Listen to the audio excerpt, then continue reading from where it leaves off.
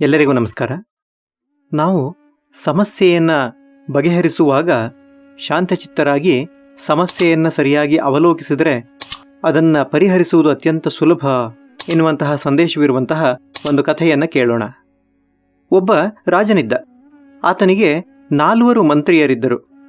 ಅವರಲ್ಲಿ ಒಬ್ಬನನ್ನು ಪ್ರಧಾನಮಂತ್ರಿಯನ್ನಾಗಿ ಆಯ್ಕೆ ಮಾಡಬೇಕು ಅಂತ ರಾಜ ನಿರ್ಧರಿಸಿದ. 4 ಕೂಡ ಬುದ್ಧಿಶಾಲಿಗಳೇ. ಆದರೆ ಅವರಲ್ಲಿ ಯಾರು ಅತ್ಯಂತ ಹೆಚ್ಚು ಸಮಸ್ಯೆಗಳನ್ನು ಸರಿಯಾದ ರೀತಿಯಲ್ಲಿ ನಿರ್ವಹಿಸೋದಕ್ಕೆ ಸಮರ್ಥರು ಅಂತ ರಾಜನಿಗೆ ಕಂಡುಹಿಡಿಯಬೇಕಿತ್ತು. ಆತ ಮಂತ್ರಿಗಳನ್ನು ಕರೆದು ಹೇಳ್ದ, ನನ್ನ ಬಳಿ ಒಂದು ವಿಶೇಷವಾಗಿರುವಂತಹ ಬೀಗವಿದೆ.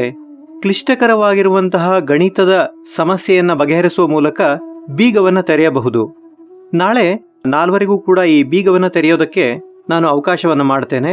ಯಾರು ಈ ಬೀಗವನ್ನು ತೆರೆಯುವುದರಲ್ಲಿ ಸಮರ್ಥರಾಗ್ತಿರೋ ಅವರು ಮುಖ್ಯಮಂತ್ರಿಗಳಾಗಿ ಆಯ್ಕೆಯಾಗ್ತಾರೆ ಅಂತ ರಾಜ ಹೇಳ್ದ. 4 ಕೂಡ ಗಣಿತದ ಕ್ಲಿಷ್ಟಕರವಾಗಿರುವಂತಹ ಸಮಸ್ಯೆಯನ್ನು ಬಗೆಹರಿಸೋದಕ್ಕೆ ಮನೆಯಲ್ಲಿ ಅಭ್ಯಾಸವನ್ನು ಮಾಡಿದ್ರು. 4ರಲ್ಲಿ 3 ಜನ ರಾತ್ರಿ ಇಡೀ ಕೂಡ ನಿದ್ರೆಗೆಟ್ಟು ಗಣಿತದ ಅಭ್ಯಾಸಗಳನ್ನು ಮಾಡಿಕೊಂಡ್ರು.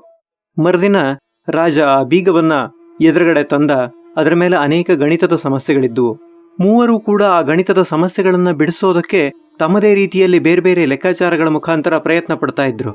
ಒಬ್ಬ ಸುಮ್ಮನೆ ಇದ್ದ. ಹೀಗೆ ಸುಮಾರು ಹೊತ್ತು ಕಳೀತು. 3ರಲ್ಲಿ ಒಬ್ಬರೂ ಕೂಡ ಆ ಗಣಿತದ ಸಮಸ್ಯೆಯನ್ನು ಬಿಡಿಸೋದಕ್ಕೆ ಸಮರ್ಥರಾಗಲಿಲ್ಲ. 4ನೇಯವನು ಶಾಂತಚಿತ್ತನಾಗಿ ಎದ್ದು ಆ ಬೀಗದ ಬಳಿ ಹೋದ. ಬೀಗವನ್ನ ಕೈಯಿಂದ ತೆರೆಯೋದಕ್ಕೆ ಪ್ರಯತ್ನಿಸಿದ. ಆತ ಸಫಲನೂ ಕೂಡ ಆದ. ಬೀಗವನ್ನು ಹಾಕಿಯೇ ಇರಲಿಲ್ಲ, ಅದು ತೆರೆದೇ ಇತ್ತು.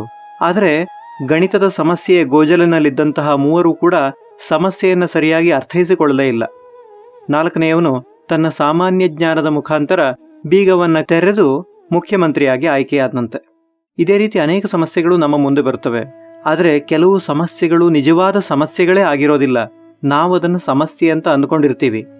ಶಾಂತಚಿತ್ತರಾಗಿ ಸಮಸ್ಯೆಯನ್ನು ಸರಿಯಾಗಿ ಅವಲೋಕಿಸಿದರೆ ಅದು ಸಮಸ್ಯೆಯೇ ಅಲ್ಲ, ಅಥವಾ ಸಮಸ್ಯೆಯಾಗಿದ್ರೂ ಅದರ ಪರಿಹಾರೋಪಾಯ ಅತ್ಯಂತ ಸರಳವಾಗಿರುವುದು ನಮಗೆ ಕಂಡುಬರುತ್ತೆ. ನಮ್ಮ ಜೀವನದ ಅನೇಕ ಸಮಸ್ಯೆಗಳನ್ನು ಕೂಡ ಸರಳವಾದ ಉಪಾಯಗಳಿಂದ ಆ ಸಮಸ್ಯೆಯನ್ನು ಸರಿಯಾಗಿ ಗಮನಿಸುವ ಮುಖಾಂತರ ನಾವು ಪರಿಹಾರವನ್ನು ಕಂಡುಕೊಳ್ಳಬಹುದು. ಧನ್ಯವಾದಗಳು.